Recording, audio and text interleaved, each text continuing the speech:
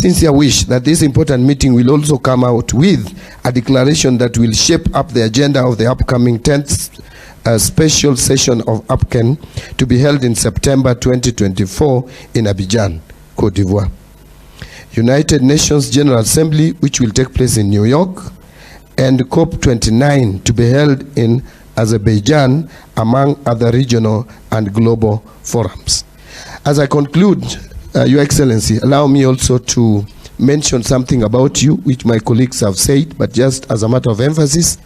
Honorable Duale and I have worked with you very closely. I've actually worked with you more closely than anyone else, and I continue to still work with you because I'm still a member, very strong member of your party, which you lead.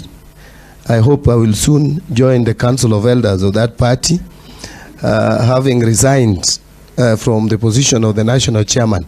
I know your position and stand on environmental issues.